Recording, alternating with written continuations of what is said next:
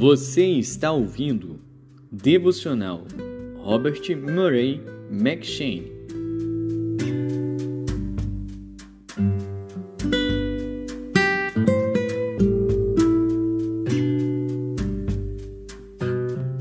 Êxodo.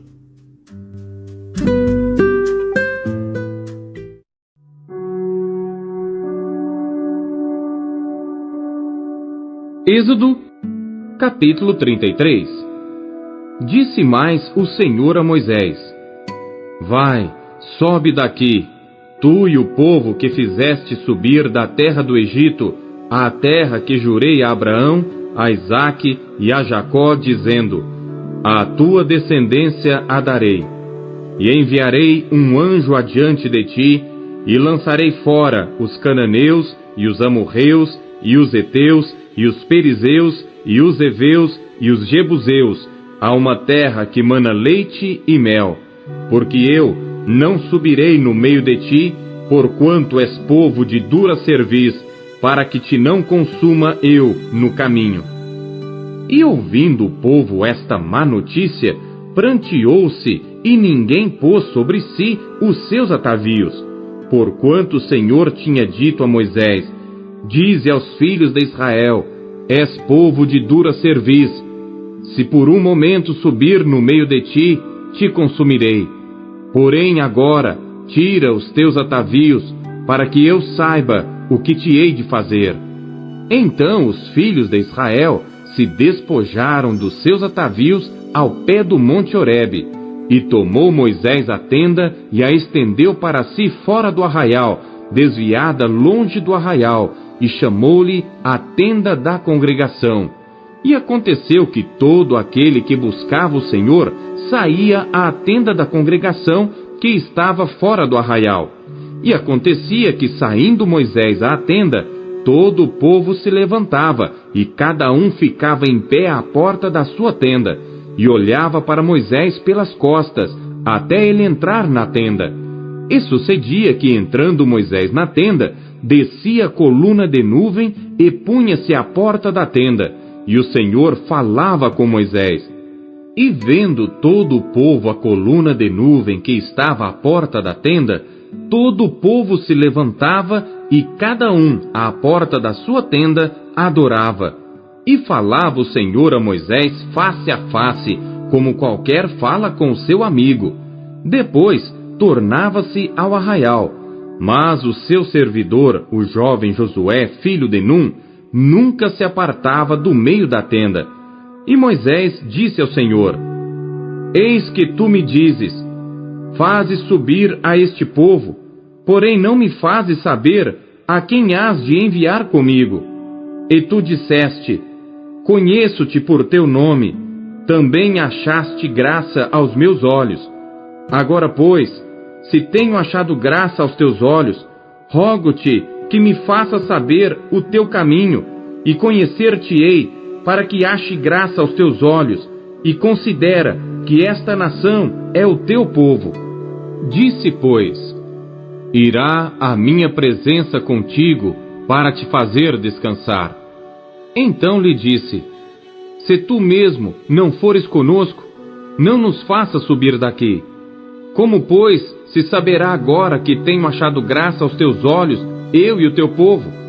Acaso não é por andares tu conosco, de modo a sermos separados, eu e o teu povo, de todos os povos que há sobre a face da terra? Então disse o Senhor a Moisés: Farei também isto que tens dito, porquanto achaste graça aos meus olhos, e te conheço por nome. Então ele disse: Rogo-te que me mostres a tua glória. Porém ele disse: Eu farei passar toda a minha bondade por diante de ti, e proclamarei o nome do Senhor diante de ti. E terei misericórdia de quem eu tiver misericórdia, e me compadecerei de quem eu me compadecer. E disse mais: Não poderás ver a minha face, porquanto homem nenhum verá a minha face e viverá. Disse mais o Senhor: Eis aqui um lugar junto a mim. aqui te porás sobre a penha.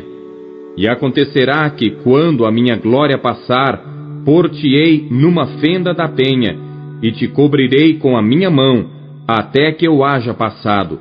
E havendo eu tirado a minha mão, me verás pelas costas, mas a minha face não se verá.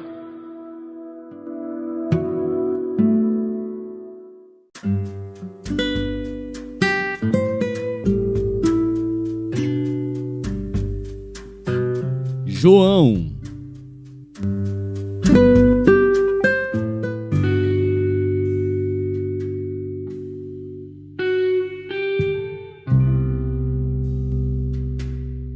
Capítulo 12.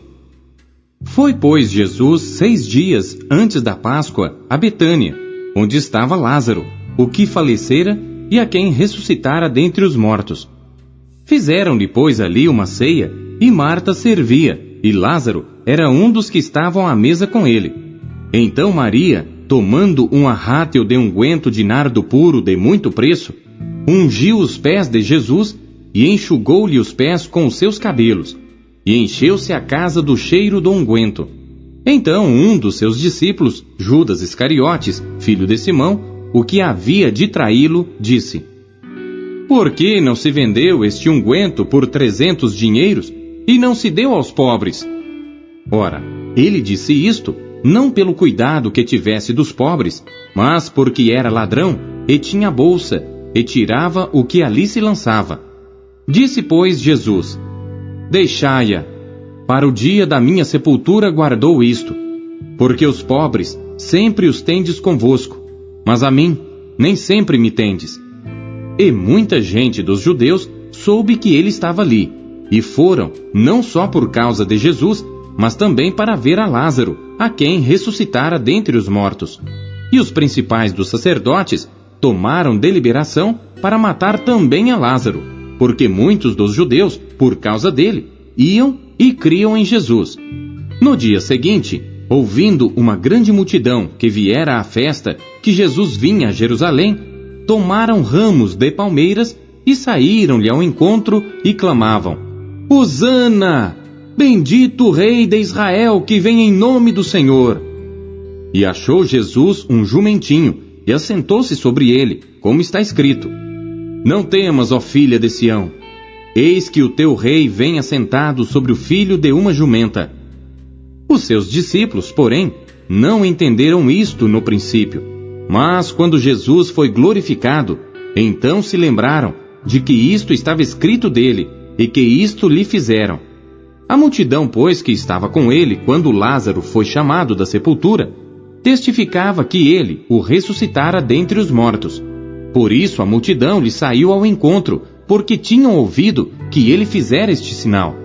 Disseram, pois, os fariseus entre si: Vedes que nada aproveitais, eis que toda a gente vai após ele. Ora, havia alguns gregos entre os que tinham subido a adorar no dia da festa. Estes, pois, dirigiram-se a Filipe, que era de Betsaida da Galileia, e rogaram-lhe, dizendo: Senhor, queríamos ver a Jesus. Filipe foi dizê-lo a André, e então André e Filipe o disseram a Jesus. E Jesus lhes respondeu, dizendo: É chegada a hora em que o Filho do Homem há de ser glorificado. Na verdade vos digo, que se o grão de trigo caindo na terra não morrer, fica ele só. Mas se morrer, dá muito fruto. Quem ama a sua vida, perdê-la-á. E quem neste mundo odeia a sua vida, guardá-la-á para a vida eterna. Se alguém me serve, siga-me, e onde eu estiver, ali estará também o meu servo. E se alguém me servir, meu Pai o honrará. Agora minha alma está perturbada. E que direi eu? Pai, salva-me desta hora? Mas para isto vim a esta hora. Pai, glorifica o teu nome. Então veio uma voz do céu que dizia: Já o tenho glorificado, e outra vez o glorificarei. Ora, a multidão que ali estava e que a ouvira, dizia que havia sido um trovão. Outros diziam: Um anjo lhe falou. Respondeu Jesus e disse: Não veio esta voz por amor de mim, mas por amor de vós. Agora é o juízo deste mundo. Agora será expulso o príncipe deste mundo. E eu, quando for levantado da terra, todos atrairei a mim. E dizia isto, significando de que morte havia de morrer. Respondeu-lhe a multidão: Nós temos ouvido da lei que o Cristo permanece para sempre. E como dizes tu que convém que o Filho do Homem seja levantado? Quem é esse Filho do Homem? Disse-lhes, pois, Jesus: A luz ainda está convosco por um pouco de tempo. Andai enquanto tendes luz, para que as trevas não vos apanhem. Pois quem anda nas trevas não sabe para onde vai. Enquanto tendes luz, crede na luz, para que sejais filhos da luz.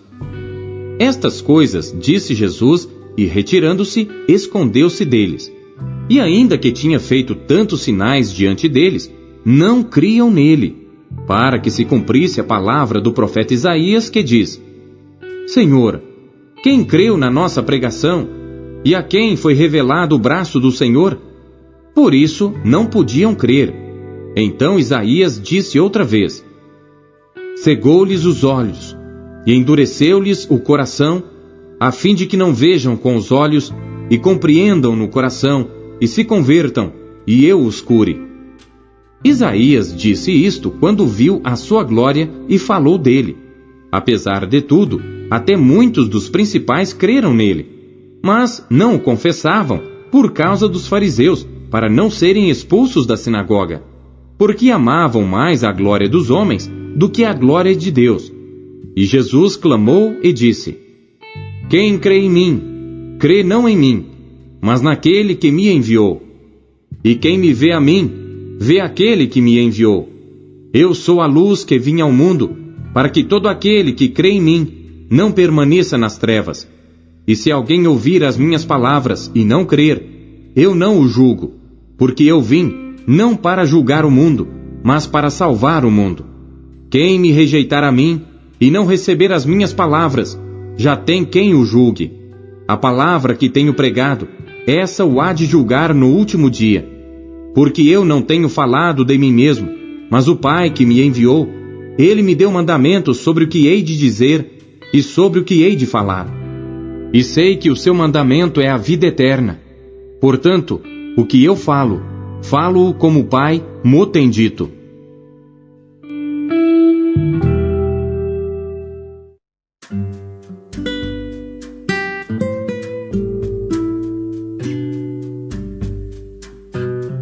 Provérbios.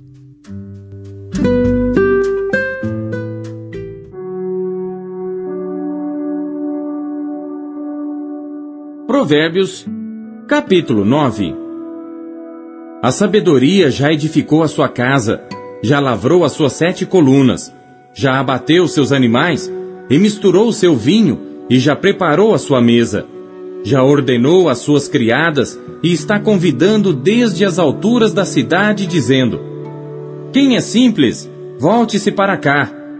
Aos faltos de senso diz: Vinde, comei do meu pão, e bebei do vinho que tenho misturado. Deixai os insensatos e vivei, e andai pelo caminho do entendimento. O que repreende o escarnecedor, toma afronta para si, e o que censura o ímpio, recebe a sua mancha. Não repreendas o escarnecedor, para que não te odeie. Repreende o sábio, e ele te amará. Dá instrução ao sábio, e ele se fará mais sábio. Ensina o justo, e ele aumentará em doutrina. O temor do Senhor é o princípio da sabedoria, e o conhecimento do santo, a prudência. Porque por meu intermédio se multiplicam os teus dias, e anos de vida se te aumentarão. Se fores sábio, para ti serás sábio, e se fores escarnecedor, só tu o suportarás. A mulher louca é alvoroçadora, é simples e nada sabe. Assenta-se à porta da sua casa numa cadeira, nas alturas da cidade, e põe-se a chamar aos que vão pelo caminho, e que passam reto pelas veredas, dizendo: Quem é simples, volte-se para cá. E aos faltos de entendimento ela diz: As águas roubadas são doces, e o pão tomado às escondidas é agradável. Mas não sabem que ali estão os mortos. Os seus convidados estão nas profundezas do inferno.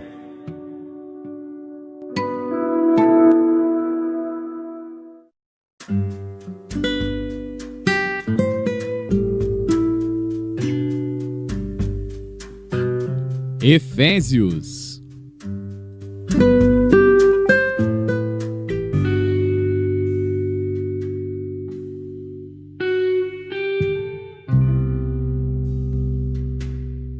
Capítulo 2.